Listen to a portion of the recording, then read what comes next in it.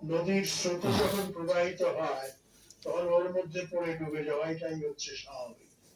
কিন্তু আমি যদি সেই স্রোতের সূত্র উপলব্ধি করতে পারি, তাহলে সেই স্রোতকে নিয়ন্ত্রণ করে আমি আমার জীবনকে অনেক সুন্দর এবং অনেক আনন্দদায়ক, অনেক সুখময় করে তুলতে পারি।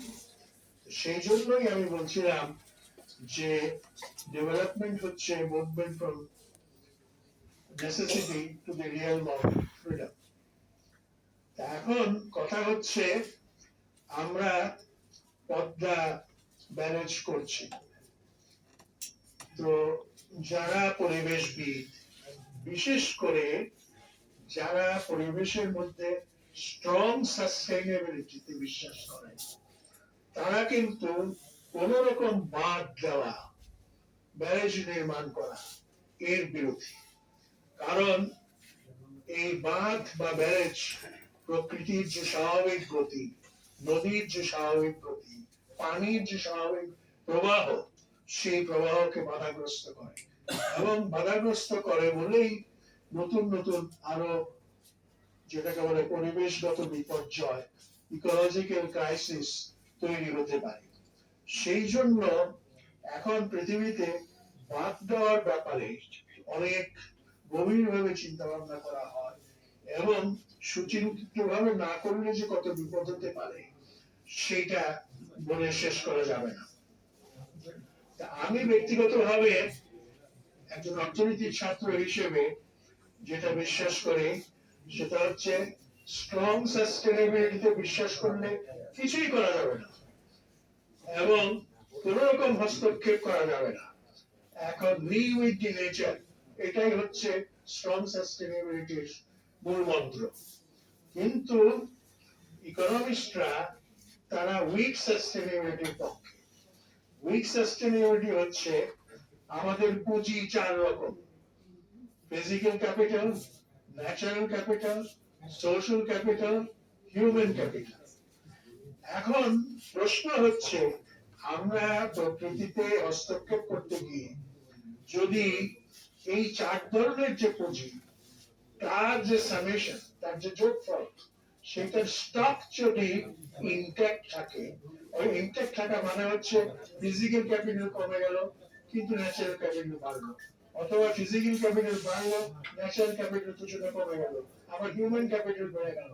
এইরকম যদি হয়, সব মিলিয়ে যোগফল যদি সমান থাকে, অপরিবর্তিত থাকে, তাহলে সেটা গ্রহণযোগ্য। এবং এই দিক থেকে যারা এই ব্যারেজ সম্পর্কে কাজ করছেন, তাদের যে জিনিসটা মনে রাখার দরকার, সেটা হচ্ছে এই চার ধরনের ক্যাপিটাল স্টকে কি পরিবর্তন হচ্ছে তার একটা অ্যাসেসমেন্ট, তার একটা ভ্যালুয়েশন, এনভায়রনমেন্টাল ভ্যালুয়েশন করার দরকার।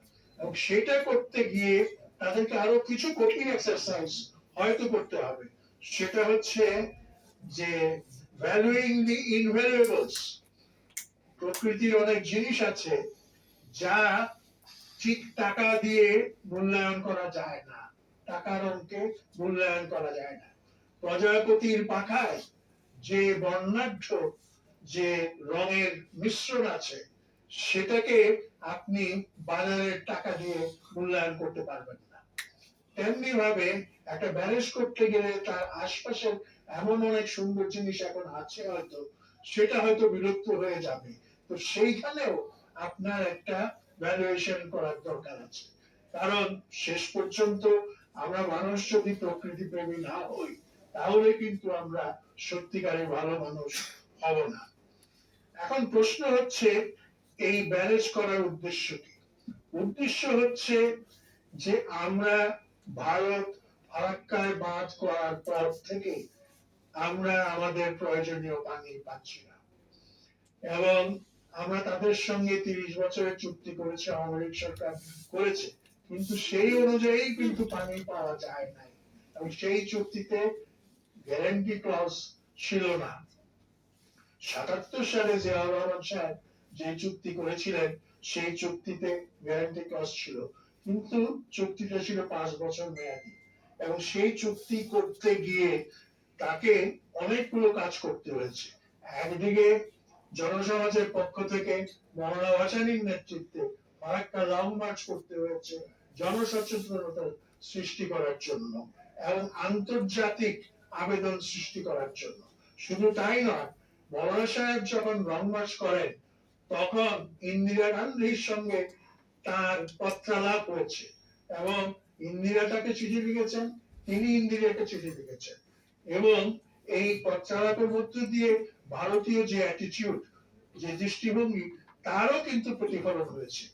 আপনার বীর আব্বাস সাহেবের যে বই আছে, দুটো ভার্সন, একটা ইংরেজি একটা বাংলা, এটাতে মৌলানা সাহেবের চিঠি কিন্তু উদ্ধৃত করা আছে, আপনারা পড়ে দেখতে পারেন। আচ্ছা, এইটা একটা কাজ যা রহমান সাহেব করলেন। মৌলানা সাহেবের যে অভিজ্ঞতা, তার যে নেতৃত্ব, তার যে জনগণের মধ্যে গ্রহণযোগ্যতা, প্লাস ভারতীয় উপমহাদেশের রাজনীতিতে তার প্রভাব।